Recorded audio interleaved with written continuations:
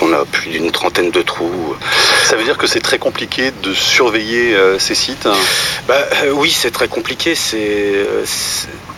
Par exemple, si c'est une simple villa romaine, on peut demander à la gendarmerie qu'elle passe, qu'elle fasse pour faire des rondes. Mais si c'est des sites qui sont un peu plus riches, notamment comme des nécropoles gallo-romaines ou nécropoles mérovingiennes qui sont très riches en mobilier archéologique, là on peut se permettre de faire venir une équipe de gardiennage jour et nuit. Sébastien Tchernikov.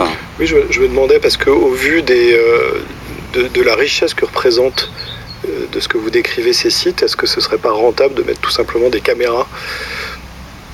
Après, le problème des caméras, c'est qu'il faudrait avoir de l'électricité sur place. Et on n'en a pas tout le temps. Quand on est complètement perdu en pleine campagne, on n'a pas les moyens de se connecter au réseau. Avec des coûts qui sont très avec importants. Des coûts qui seraient très importants, parce qu'il faudrait en fait creuser des tranchées pour implanter le câblage et tout ça. Ça aurait un coût complètement hallucinant.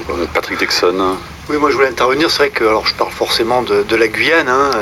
Effectivement, on a ces chercheurs d'or là qui sont en train de draguer le fond de la rivière, et j'ai pu m'apercevoir qu'effectivement, de temps en temps, voire même fréquemment, ils remontaient des haches amérindiennes, etc. Oui.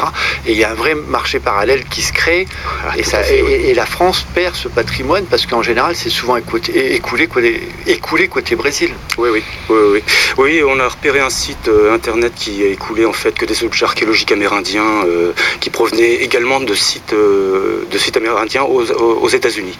François demande justement sur franceinter.fr si ce pillage archéologique suppose un réseau pour écouler